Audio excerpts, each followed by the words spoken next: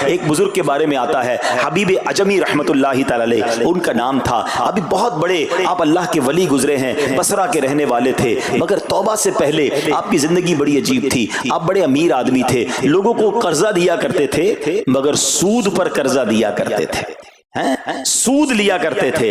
حال ایسا تھا کہ جب کسی سے سود لینے جاتے تھے یا قرضہ لینے جاتے تھے, وہ پیسہ نہ دیتا, لیٹ ہو جاتا تو اس سے جرمانہ وصول کر لیا کرتے تھے. ایک مرتبہ ایک مقروض کے دروازے پر گئے, وہ مقروض تو گھر پہ نہیں تھا, اس کی بیوی تھی. تو کہا میرا شوہر تو آج گھر پر نہیں ہے, نہ ہی میرے پاس رقم ہے کہ آپ کو دوں. آپ نے کہا مجھے تو چاہیے, کچھ نہ کچھ تو جرمانہ دینا ہوگا. تو اس نے کہا ہم نے ایک بکری ذبح کی ہے, گوشت تو سارا بانٹ دیا, کھا لیا, اس کا سر موجود ہے. آپ نے کہا یہی دے دو. سود میں پیسے نہیں ملے تو بکری کا سر لے آئے.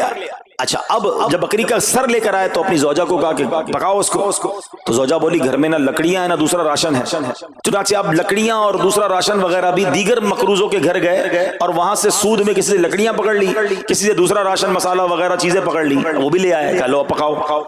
اب زوجہ نے ہانڈی بنائی, ابھی کھانا تیار ہو رہا تھا کہ اتنے میں ایک بھکاری آ گیا.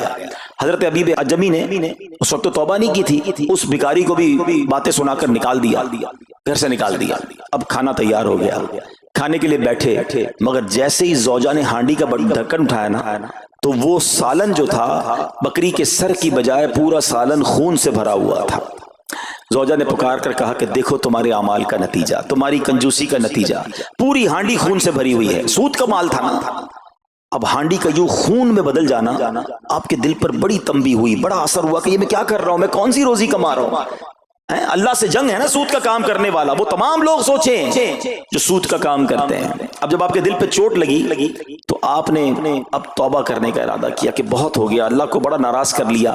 تو آپ حضرت حبیب عجمی اب باہر نکلے کہ حضرت امام حسن بصری کی بارگاہ میں جاتے ہیں اور وہاں جا کر توبہ کرتے ہیں. مگر جیسے ہی اب باہر نکلے نا تو کچھ بچے کھیل رہے تھے.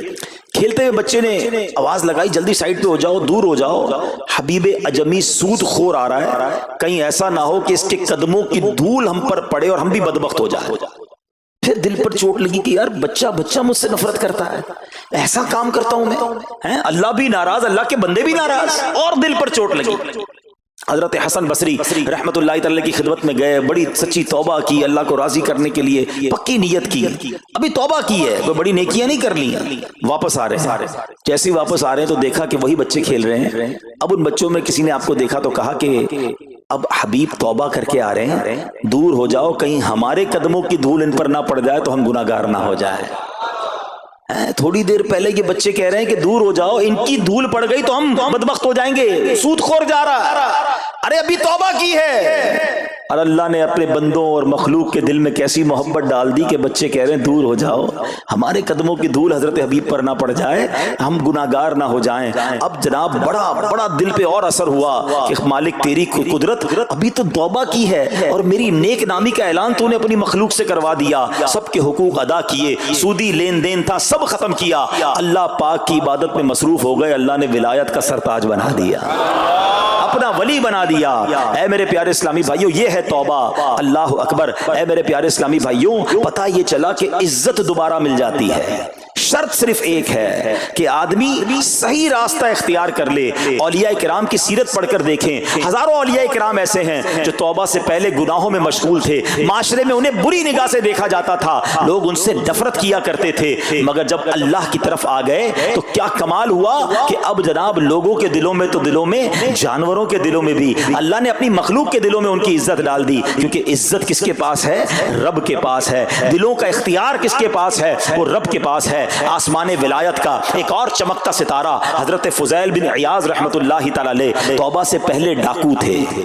جی ہاں, آپ کتنا بڑا نام ہے ولیوں میں, مگر آپ ایک ڈاکو تھے. اور یہ کوئی کہانی نہیں, واقعی حقیقت ہے کہ رات کو جب بچہ سوتا نہیں تھا تو مائیں کہا کرتی تھی بیٹا سو جاؤ ورنہ فضیل ڈاکو آ جائے گا. جس راستے پر آپ ہوتے تھے لوگ ڈر کے مارے اس راستے سے نہیں گزرتے تھے, مگر جب آپ نے توبہ کی, جن کا مال لوٹا تھا واپس کیا اور سارے حقوق ادا کیے, نیک کاموں میں مصروف ہو گئے, اللہ کی عبادت میں لگ گئے. حضرت فضیل بن عیاض نے وہ وقت بھی دیکھا کہ وقت کا بادشاہ آپ کے دروازے پر کھڑا تھا اور انتہائی عاجزی سے عرض کر رہا ہے کہ حضور ملاقات کا وقت عطا فرما دیجئے. اللہ کی راہ پہ جو چل پڑے, سچی توبہ کر لے, اللہ پھر کیسی عزت عطا فرماتا ہے. حضرت بشر حافی کا واقعہ آپ کو یاد ہوگا. آپ توبہ سے پہلے شرابی تھے, شراب کے نشے میں دھت رہا کرتے تھے. بڑا خوبصورت واقعہ ہے کہ اللہ کے نام کی جب آپ نے تعظیم کی اور آپ کو یہ پیغام ملا کہ اے بشر تم نے ہمارے نام کو بلند کیا, ہم تمہارے نام کو بلند کریں گے. آپ نے توبہ کی, عبادت میں لگ گئے. اللہ تعالیٰ کی معرفت کا عالم یہ تھا کہ آپ ننگے پیر رہا کرتے تھے. حافی کہتے ننگے پیر رہنے والوں کو. اب جب آپ ننگے پیر گلیوں میں گھوما کرتے تو اس شہر کے جانور راستے پر نجاست نہیں کرتے تھے. کیوں نہیں کرتے تھے؟ کہ حضرت بشر ننگے پاؤں رہتے ہیں, کہیں ان کے پیر گندے نہ ہو جائیں. ارے وہ شخص جو توبہ سے پہلے شرابی ہے, اب جانور بھی ادب کر رہے ہیں. بلکہ عالم یہ تھا کہ ایک چرواہے کے ایک جانور نے راستے پر گندگی کر دی تو اس نے کہا ہو نہ ہو, لگتا ہے حضرت بشر کا انتقال ہو گیا ہے. جب معلوم کیا تو پتا چلا کہ ہاں حضرت بشر حافی کا انتقال ہو گیا. اللہ اکبر, گویا اللہ نے جانوروں کے دلوں کے اندر بھی ان کی عزت ڈال دی, کیونکہ انہوں نے رب کی بارگاہ میں سر جھکایا. انہوں نے دنیا والوں کی پرواہ نہ کی, انہوں نے رب کو راضی کرنے کی فکر کی.